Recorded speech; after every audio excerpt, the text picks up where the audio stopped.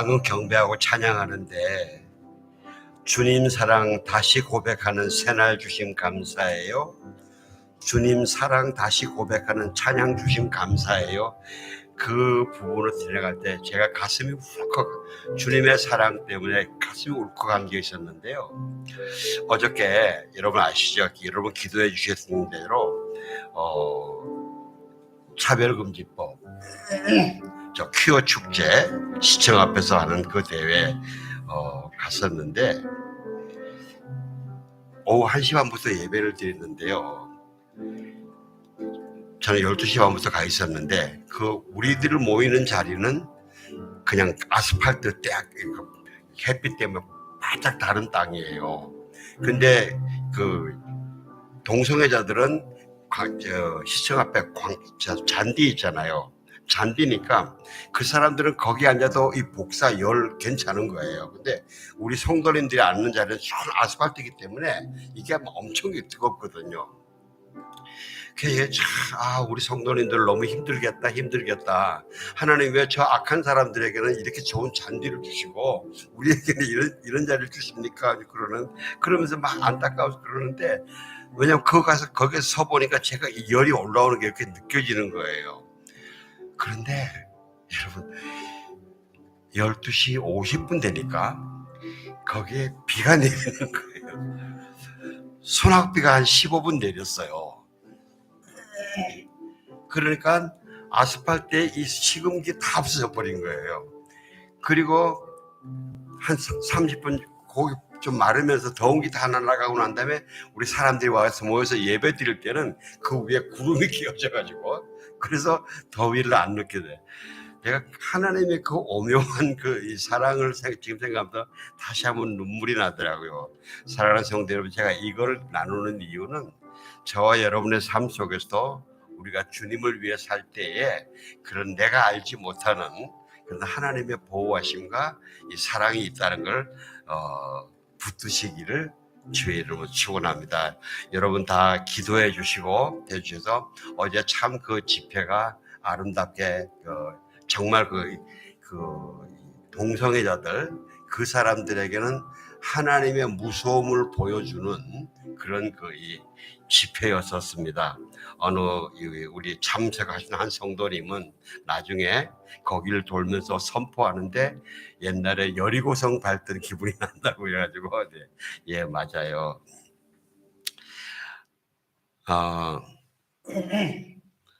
주최 측에서 염려했는데 더운 날 사람이 얼마 안 오면 어떡할까 염려했는데 오히려 주최 측이 준비한 자리도 꽉 채우고 남아가지고 더 넘쳤거든요. 여러분 우리가 이 싸움은 끝까지 해야 됩니다. 어저께 제가 어떤 한 30대 한 중반쯤에 이 어머니인데 아주 한 5살, 10살 된 딸 둘을 데리고 거기 왔어요. 와서 이렇게 이 자리를 깔아놓고 그 애들 이렇게 앉혀서 같이 이 모임을 준비하는 거예요. 너무 감사해서 제가 그 두 아이를 이렇게 얘들아, 하나님 널 너무 사랑하신다. 그랬으니까 엄마가 저보고 감사해요. 이렇게 그래서 아니요, 제가 너무 감사해요. 우리나라 지금 젊은 엄마들이 너무 정신 못 차리는 사람들이 많은데 이렇게 해주셔서 너무 감사해요. 우리 그런 분들이 더 많이 나올 수 있게 기도해 주시면 감사하겠습니다. 네. 오늘 말씀은 요한복음 4장 21절에서부터 26절까지입니다. 저와 여러분이 한 절씩 교독하겠습니다. 예수께서 여인에게 말씀하셨습니다. 여인아, 나를 믿어라. 이제 이 산도 아니고 예루살렘도 아닌 곳에서 아버지께 예배드릴 때가 올 것이다.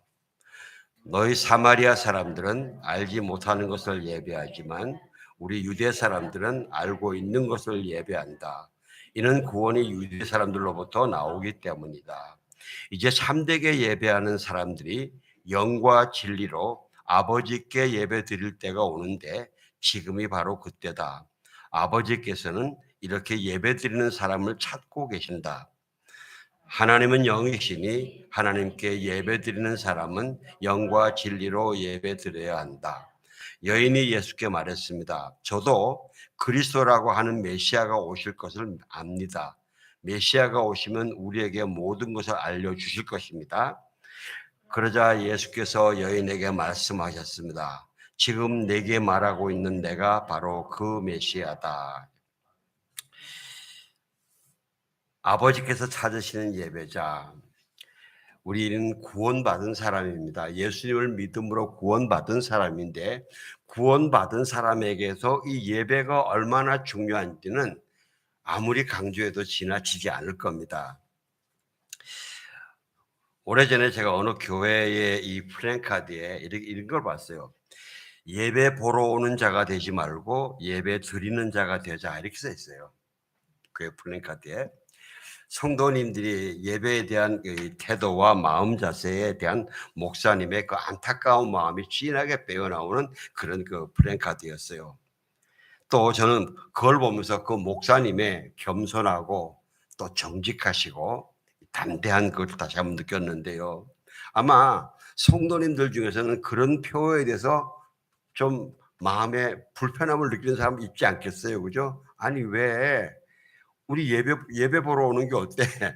예? 그거나 마찬가지 아니야? 우리 목사님 너무 좀 까다롭네. 좀 율법주의적인 것 같아.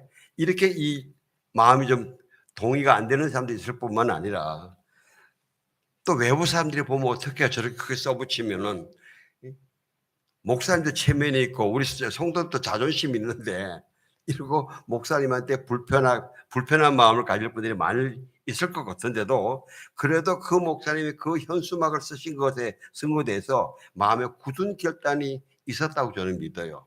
이 예배에 대한 너무나 중요한 이 인식이 그 목사님을 강하게 부담을 주었다고 생각합니다. 진정한 예배, 하나님이 찾으시는 예배, 하나님 받으시는 예배는요, 저와 여러분에게 진정한 참 생명의 원천입니다. 너무 중요해요. 한글 번역에는 보면요, 개역 개정에서 예배한다로 번역됐는데 오늘 읽은 우리 우리말 성경은요, 예배를 드린다고 번역되어 있습니다. 우리 성도님들이 교회 예배하러 간다. 주로 예배하러 간다. 근데 어떤 사람 또 예배 드리러 간다 그래요. 근데 예전에 어떤 사람들이요, 나 예배 보러 가 그래요. 예배 보러 가. 저는 예배 보러 간다, 예배하러 간다보다 예배 드리러 간다가 더 우리가 지켜야 되는 마음의 태도라고 저는 생각합니다.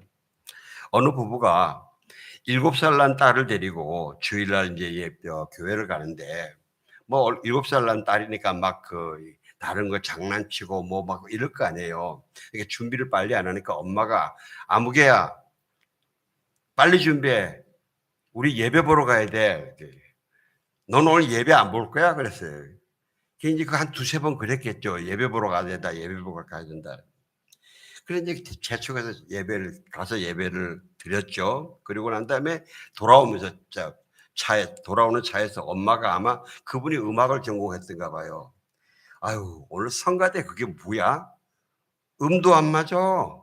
화음도 삐걱거리고 노래하는 사람들이 얼굴 표정이 그게 뭐야? 예? 자유함이 없고 기쁨이 없어. 예? 몇 사람은 립싱크야. 그게 보면 알아. 그게 보여. 그랬더니 운전하던 남편이 그래 맞아. 오늘 기도하던 장로 그 말이야. 그게 뭐야? 그렇게 그 스펙트럼이 좁아. 맨날 내 교회 내 예배. 그러니까 사회 사람들이 우리를 쪼잔하다고.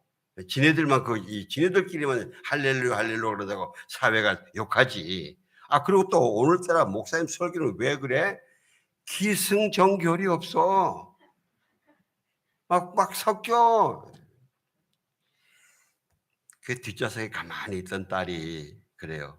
엄마, 응? 엄마 아까 헌금 봉투에 5천 원 넣었지? 이렇게. 응. 너 봤구나. 근데 야 오늘은 그것도 아깝더라. 이렇게. 그러니까 딸이 엄마 요즘 세상에 우리 세 식구가 5천 원 내고 1시간 반 동안 그렇게 지낼 수 있는 볼거리가 어디 있어? 극장보다 싸잖아. 예배는요. 헬라어 프로스쿠네오라고 그러는데 이 단어의 뜻이 나의 상위자 앞에 내가 존경하고 경배를 드려야 될 그분 앞에 나아가서 무릎을 꿇고 그분이 내미는 손에 내 입맞춤으로 경의를 표하는 겁니다. 더 깊은 경외의 표현은요, 무릎을 꿇고 엎드려서 땅에 이마를 땅에 대고 절하면서 경배하는 겁니다. 우리가 지난주에 말씀드렸지만 느헤미야 8장에서 이 학사 에스라가 성경 말씀을 선포하면서 할 때 성도들이 아멘 아멘 하면서 땅에 무릎 꿇고 엎드려서 경배했고요. 또 여러분 그 계시록 4장에 보면요, 영광의 하나님께 예배하고 경배드리는 장면이 나오는데 24명의 장로, 우리 성도들의 대표인 24명의 장로들이요, 그 면류관, 이 면류관이 뭡니까? 그들이 평생에 하나님 주 예수를 위해서, 하나님 나라를 위해서 수고하고 애쓴 그 상급을 주신 면류관이잖아요. 그거를 다 땅에 내려놓고 찬송하고 경배하는 거예요.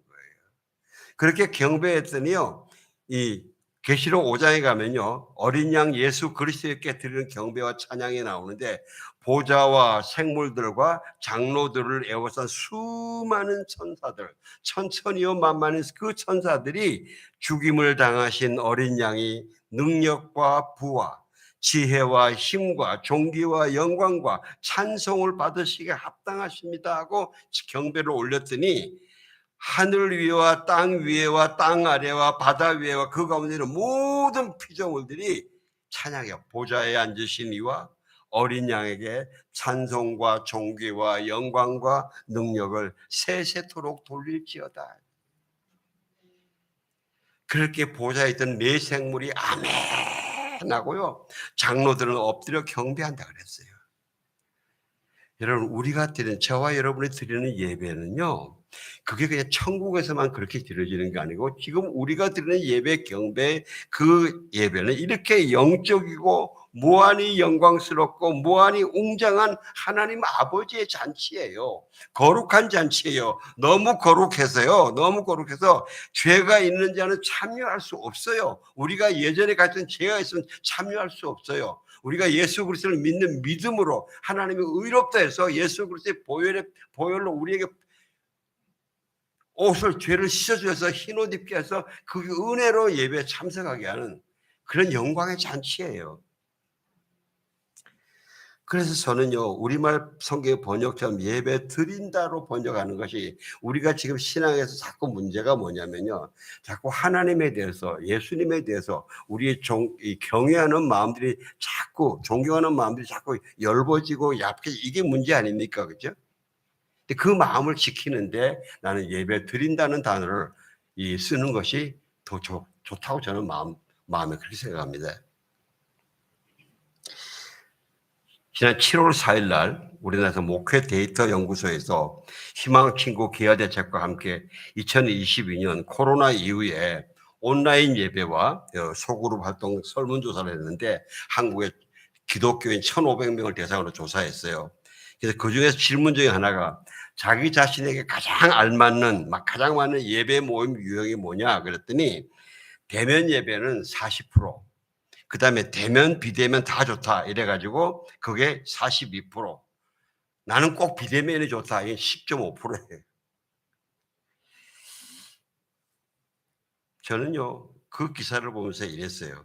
그 사람들이 이 계시록 4장 5장에 나오는 이 영광의 참된 예배의 영적인 의미를 경험했다면은, 또 아니면 경험까지는 못하더라도 그런 예배를 하나님의 말씀의 약속을 믿고 사모하는 마음이 있었더라면은 그들이 그렇게 대답을 했을까? 저는 아닐 거라고 생각해요. 사랑하는 성도 여러분, 저는 여러분이 지난 2년 동안 정부의 방역 지침을 지키면서 대면 예배를 꾸준히 추구하신 여러분께 정말 진심으로 감사드립니다. 저는 여러분들의 그 수고를 하나님 아버지와 예수님이 기쁘게 받으셨다고 믿습니다. 여러분도 그렇게 기쁘게 받으셨다는 믿으시길 주의 이름으로 축원합니다. 그러나 우리가 여기서 만족하면 안 됩니다. 왜냐하면요, 우리가 추구해야 되는 대면 예배, 우리가 성공해야 되는 이 대면 예배는요, 성도와 성도 간의 대면에서 그치는 것이 아니라 우리 한 사람 한 사람이 하나님 아버지 예수 그리스도와 대면하는 예배로 마무리 지어져야 되기 때문인 겁니다. 오늘 본문의 수가성 여인은요, 참 불행한 여인이었어요. 그러나 그분이 오늘 예수님을 바르게 충분히 만남으로써 정말 진정한 대면 예배에 성공한 여인이에요. 예수님의 얼굴을 육신 대 육신으로만 대면한 것이 아니라 더 본질적인 영적인 여호와 하나님으로 만난 거예요. 여러분, 우리가 마지막에 이 지금 내게 말하고 있는 내가 바로 그 메시아다. 이 번역이 이렇게 되는데 조금 이 부분은 제가 번역 다르다고 다릅니다. 에코 에이미 홀 랄론 소이 이 말씀은요. 모세가 하나님의 부르심을 받았을 때 하나님, 내가 애굽에서 쫓겨났는데 내 동족에서 쫓겨났는데 내가 가면은 그들이 네가 너를 보낸 하나님 이름이 뭐냐 하실 때 하나님이 I am 야훼, I am이다. 그 이름을 선포하는 그 내용이 이 내용이에요. 모세가 그 하나님을 만났던 그 장면을 이렇게 만났다는 거예요. 저는 우리 예수 은혜교회 성도님들에게 이렇게 수가성 여인처럼 예배에 꼭 승리하시기를 기도합니다. 왜냐하면요, 저희 교회가 규모가 작고 교역자가 저 하나밖에 없고 또 주중 예배가 거의 없잖아요, 그죠? 여러 상황으로. 그런데 그래서 다양한 우리 성도님들이 하나님을 만날 프로그램들을 많이 못 만들고 있는데 유일하게 오직 주일에 한 번은 모여서 함께 전심으로 드리는 이 예배에서 우리가 그 성공을 하지 못하면은요, 그 얼마나 안타까운 이야기예요, 그죠? 그래서 우리 모두가요, 예배에 대한 참 진정한 마음의 자세로 준비하는 게 정말 중요합니다. 그리고 얼마 전에 우리 김영애 권사님 오셔서 우리에게 특별 간증을 해주셨는데 그 한동대 김영일 총장님이 제가 참 존경하는 부분이 많이 있는데 그중에 하나만 좀 소개하려고 합니다. 처음에 이게 학교를 막 세워 나갈 때 재정적으로 어렵죠. 뭐 너무 어려운 것들이 많았거든요. 그러니까 그 두 분들이 얼마나 많이 어려웠겠어요. 이제 주중에는 이제 서로 각자 막 다니다 보니까 같이 앉아서 이야기할 시간이 별도 안 되고, 그냥 주일날 아침에 예배하러 갈 때는 같이 가니까 차 안에서 이제 권사님이 그 주중에 좀 속상했던, 가슴 아팠던 이야기를 쭉 하면요. 장로님이 그러셨대요. 여보, 우리 지금 하나님께 예배 드리러 갑니다. 권사님 표현에 그 장로님이 그러시면 자기가 입을 자크로 꽉 잠갔대요. 권사님 말씀하시는 그 하소연하시던 것 말이죠. 장로님 모르셨을까요? 아셨죠. 오히려 그 학교를 직접 담당한 총장님이 더 마음이 아프죠. 그래도 하나님께 예배 드리러 가는 이 시간에는 어떤 것에도 마음을 빼앗기지 않겠다죠. 오직 하나님께만 집중해서 최고의 예배를 드리겠다. 이 결심, 이 마음의 중심의 태도, 이게 중요한 거예요. 저는 하나님이 보시기에도 정말 이분의 이 태도가 기독교 대학의 리더로 정말 합당하다고 저는 인정하시다고 믿습니다. 그래서 그 긴 기간 동안에 하나님께서 많은 사람들의 마음을 움직여서 주머니를 열게 하시고 마음을 열게 하시고 그래서 그 큰 학교를 이끌어 오신 거예요. 얼마 전에 신문에 온누리교회 장흥복 장로님 기사가 났어요. 그분은 의사이신데 99세에 소천하셨어요. 그분이 김영길 총장님이 평소에 공부해서 남주냐, 세상은 공부해서 남주냐, 공부해라 그러잖아요. 공부해봐야 네 거다. 그런 이기주의적인 생각인데 그 총장님은 공부해서 남주자. 공부해서 남주자. 이 운동을 벌였던 분이에요. 이렇게 장복 장로님이 평상시에 총장님의 그 가르침을 가만히 보면서 그리고 같이 이 교회에서 신앙생활 하면서 그분의 그 삶을 보면서 이분이 그 말씀에 도전을 받고 그래 돈 벌어서 남주냐가 아니고 돈 벌어서 남주자. 이래서 그분이 당신의 있던 재산 전부 다 모아가지고 110억을 한동대에 기증했어요. 절대 오픈하지 마라. 물론 그 자녀들한테 장로님이 다 이 동의를 받았죠. 받아서. 그러니까 한동대는 너무 감사해서 이분의 이야기를 이 미담을 나누고 싶은 거예요. 나누고 싶은데 그분은 절대 오른손이 한 걸 왼손이 모르게 한다. 이제. 나중에 이분이 몸이 아플 때 장로님 제발 그럼 소천하신 다음에 우리가 알리면 안 될까요? 그래서 내가 죽은 다음에 하시오. 그래서 이분이 소천하신 다음에 한동대학이 그분의 그 감사를 나누어 가지고 그렇게 된 거예요. 최근에 기사가 난 거예요. 여러분, 하나님 아버지가 찾으시는 예배자의 삶은요, 영광입니다. 빛입니다. 생명입니다. 결코 끊어지지 않습니다. 내가 죽어도 하나님이 하십니다. 그렇게 존귀한 것입니다. 오늘 본문은요, 예수님이 하나님 아버지가 찾으시는 예배에 대해서 쭉 가르치시는데, 먼저는 이 산도 아니고 예루살렘도 아니고 너희들이 아버지께 예배드릴 때가 온다 그랬어요. 아버지께 예배드릴 때가 온다. 장소가 중요한 게 아니다. 그다음에 두 번째는 예배는 아버지께 드리는 예배다. 그 세 번째는 아버지께서 찾으시는 예배는 영과 진리로 드리는 예배다 그러십니다. 저는 여기서 예수님께서 왜 하나님께라고 하지 않으시고 아버지께 예배를 드린다. 아버지께 예배를 드린다. 이걸 강조하실까? 이걸 좀 곰곰이 묵상해 봤어요. 왜냐하면 당시에는요, 유대인이나 사마리아인이나 하나님께 예배 드린다는 너무나 당연해요. 그런데 아버지께 예배 드린다는 굉장히 무례하고 굉장히 참남한 이야기예요. 하나님을 아버지라 그러니까 이건 말도 안 되는 거거든요. 특별히 예루살렘의 그 정통 유대인들에게는 아버지께 예배드린다는 말을 할 수가 없어요. 이거는 여호와 하나님을 너무 격화시키는 거기 때문에. 여러분 아시죠? 유대인들이 예수님을 고소할 때, 고소해서 십자가에 못 박을 때 중요한 제목이 두 가지인데, 첫째 하나는 자기가 왕이라 그런다. 이건 로마에 반역하는 거 아니야. 로마법에 어긋나는 거 아니냐. 근데 빌라도가 조사를 해보니까 이게 뻥이거든요. 아닌 거예요. 그걸 필요 없는 거예요. 그게 만약에 실제 그러면 빌라도가 자신 있게 예수님을 죽였을 거예요. 근데 그게 아니라는 걸 알거든요. 그 다음엔 또 하나는요. 이 사람이 뭐냐면 자기가 하나님의 아들이라 그런다. 살아면서 하나님의 아들이라 그런다. 이게 우리나라의 법은 이 신성모독이다. 이거 십자가에 못 박혀 죽여야 된다. 그러니까 빌라도가 니네 나라 법은 내가 모르겠다. 그래서 빌라도가 그렇게 갈등을 한 거예요.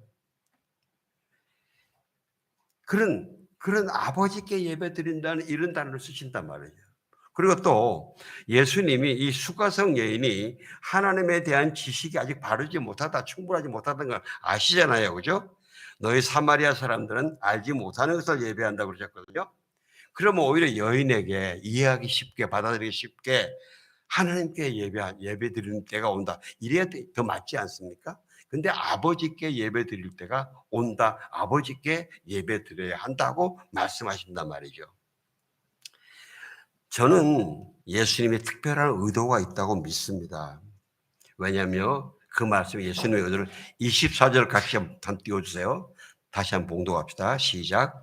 하나님은 영이시니 하나님께 예배드리는 사람은 영과 진리로 예배드려야 된다. 한 번 더 합시다. 하나님은 영이시니 하나님께 예배드리는 사람은 영과 진리로 예배드려야 된다. 예. 하나님은 영이시니 인데 하나님의 영은 물론 성령입니다. 예수님의 영도 성령이십니다. 그런데 일반적으로 성경에서 성령님을 가르칠 때는 삼위 하나님의 성령님을 가르칠 때는 앞에 꼭 정관사가 붙어요. 더 스피릿 해가지고요. 그래서 성령님을 이야기를 합니다. 근데 여기에는 그게 없어요. 더가 없어요. 그냥 스피릿 그랬어요.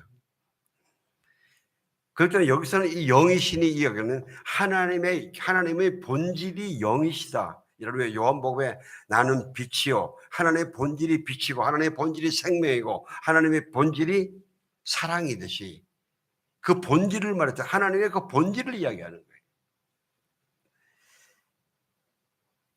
그리고 또 하나님께 예배 드리는 자는 영과 진리로 예배를 드려야 한다는 이 영에도 덜하는 정관사가 없어요. 그냥 스피릿이에요. 그러므로 하나님의 본질이 영이시므로 하나님이 사람에게 주신 본질이 영으로 예배를 드려야 된다. 영으로. 마치 하나님의 본질이 빛이기 때문에 우리는 빛 가운데 그리스도인은 빛 가운데 행해야 됩니다. 하나님의 본질이 사랑이시기 때문에 하나님을 사랑하고 믿는 우리는 사랑을 이루어 나가야 됩니다. 그래서 사랑의 은사가 은사 중에 최고의 은사지 않습니까?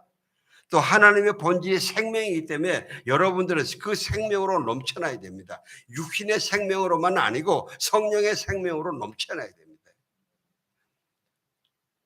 제가 어저께 거기 나가서요. 오래간만에 제 영이 막 업되는 걸 느꼈어요. 예. 자, 그래서 하나님 아버지가 찾으시는 예배자의 예배에 대해서 하나님이 원하시는 걸 두 가지 말씀드리기를 원합니다. 먼저 본질 대 본질로 만나자 말이죠. 너와 나 영과 영으로 만나자. 아무 가리고 숨기는 거 없이 그대로 만나자. 나는 거룩한 하나님이지만 너가 아무리 죄가 많아도 너가 있는 그 모습대로 다 가지고 드러내고 나오면은 내가 그대로 만나겠다. 그렇게 만나자 말이죠. 그 모든 걸 슬프고 억울하고 힘들고 부끄럽고 악한 거 그래 악한 것도 괜찮다. 다 가지고 나와라. 그대로 나와라 말이죠. 마치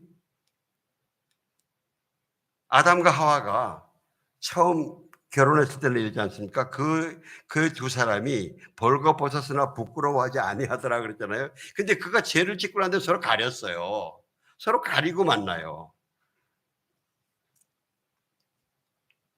이사야 1장에서 하나님이 그러셨잖아요.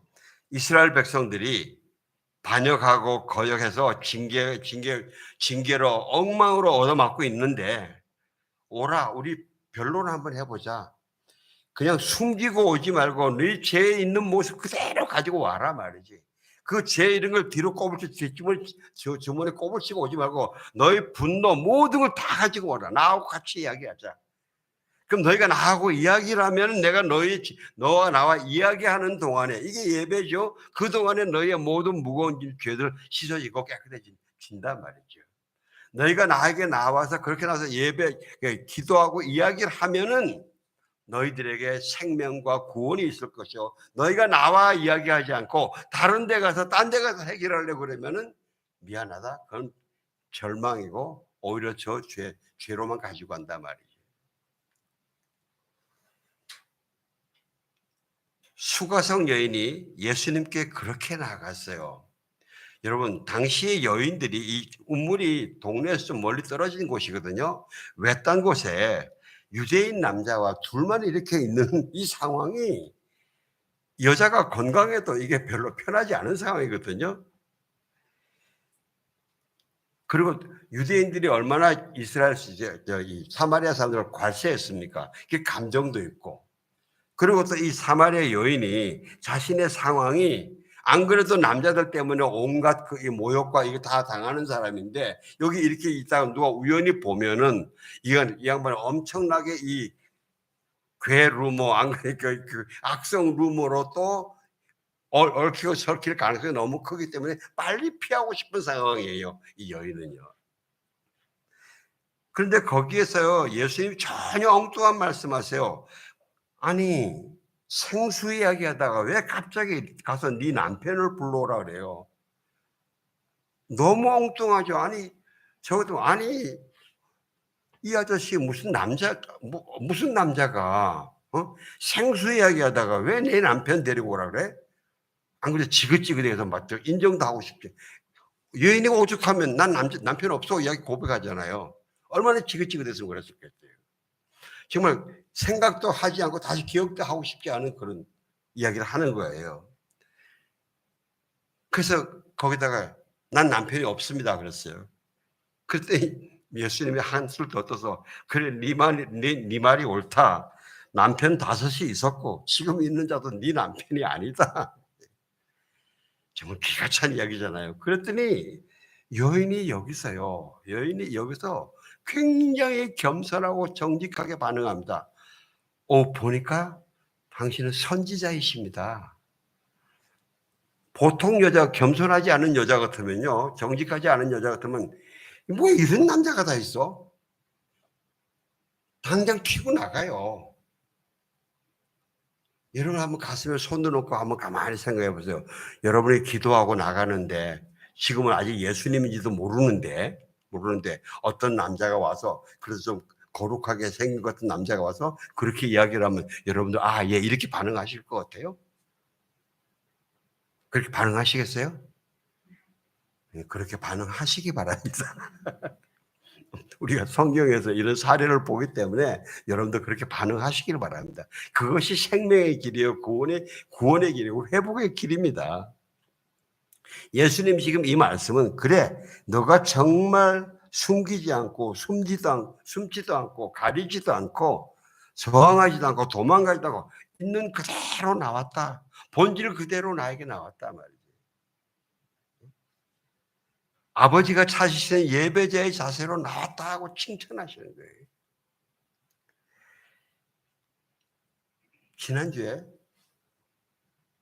제가 여러분 우리 말씀이 이사야 1장 말씀 가지고 아버지께 나아갑시다. 하나님께 나아갑시다. 하는 그 말씀을 나누는데 하나님이 이렇게 나오는 사람을 찾으시겠다는 거예요.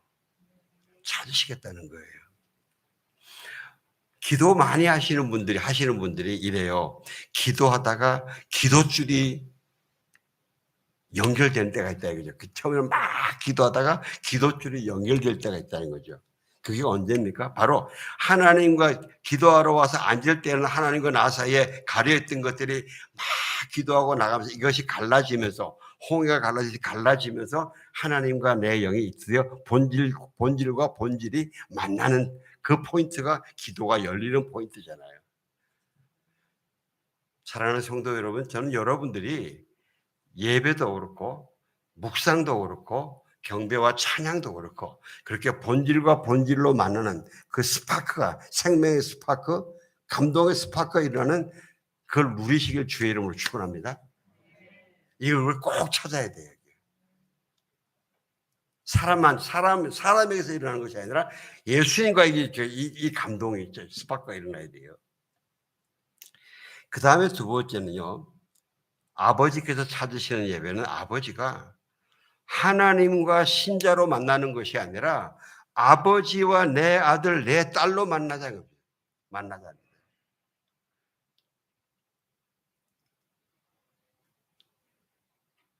아버지와 아들, 아버지와 딸.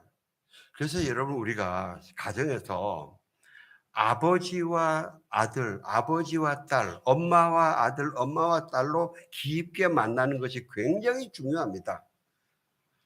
여러분 가정 가운데에 항상 이런 아름다운 대화들, 잘못한 사람들은 실수한 사람들은 미안하다고 실수하고 자복하고 회개하고 또 가족들은 용서하면서 참아주고 기다려주고 이런 회개와 용서의 사이클이 항상 돌아가면서 나는 다른 데서는 몰라도 내가 이 가정에서는 내가 용납받는다.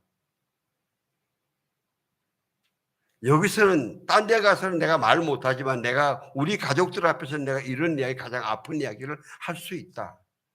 그래야 그것이 홈 스위트 홈인 거예요.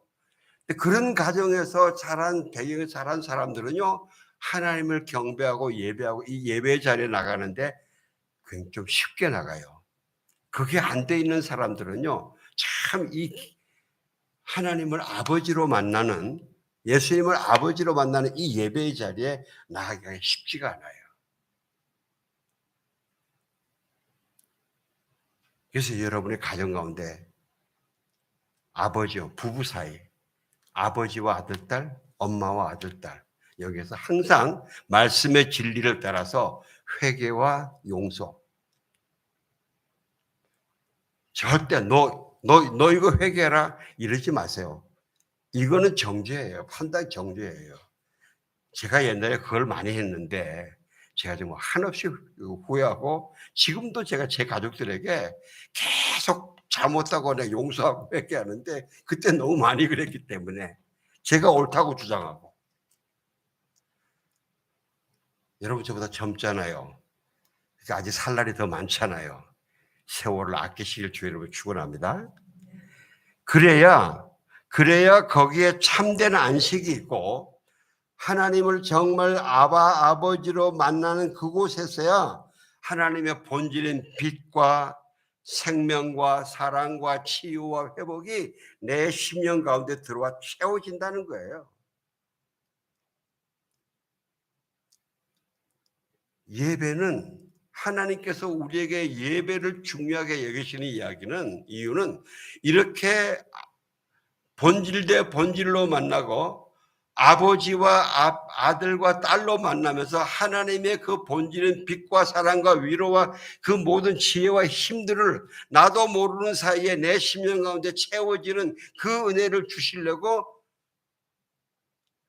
예배를 드리라, 예배 자리에 나오라고 그러시는 거거든요.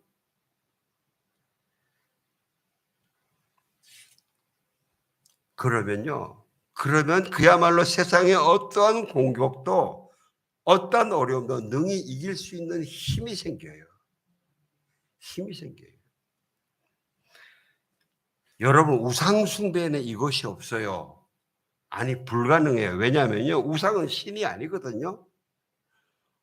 우상은요. 자기에게 제사 주고 재물 가져와서 제사를 하면은 내가 너에게 부자 되게 해주겠다. 네가 뭐 이 권세 있는 자가 되겠다. 명예 있는 자가 되겠다. 이렇게 약속을 해요. 세상의 것만 약속을 해요. 근데 그게 보기 좋은 것 같아서 언제 가면 점점 뭐가 됩니까? 거기에 노예가 되죠.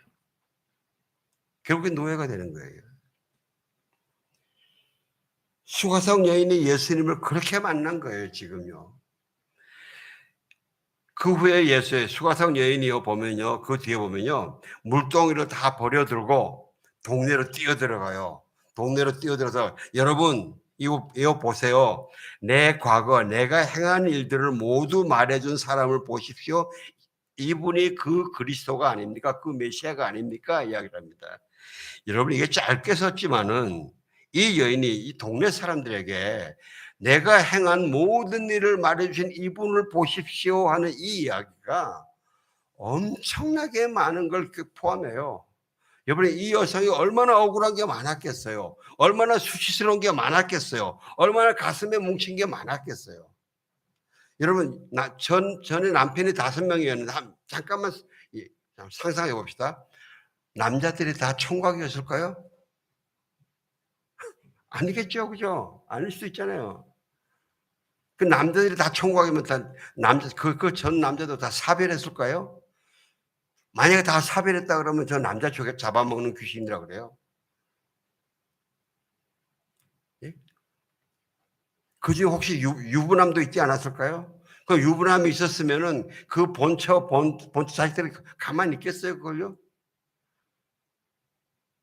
그 사람한테 쏟아진 비난이 얼마나 심했겠어요. 오죽하면은 가장 물이 많은 아침 시간에 같은 여인들하고 같이 물 길로 나오지도 못하고 자기는 한낮에 떼약볕에 물도 다 떠가고 없는 다 가지고 없는 그때 와서 물 길로 나왔겠어요. 그 많은 모든 것들이요. 그 많은 모든 것들이 지금 상황이 변하지 않았어요. 이전에는 그것 때문에 그 사람들을 피해서 동네 함께 있지 못하고 피해서 물길로 왔거든요. 그런데 지금은 여호와 하나님의 그 하나님 아버지의 그 엄청난 은혜를 받고 나니까 그 힘, 영적인 기름 부으심을 받고 나니까 그게 다 시시해지는 거예요. 그게 별거 아닌 거 되는 거예요.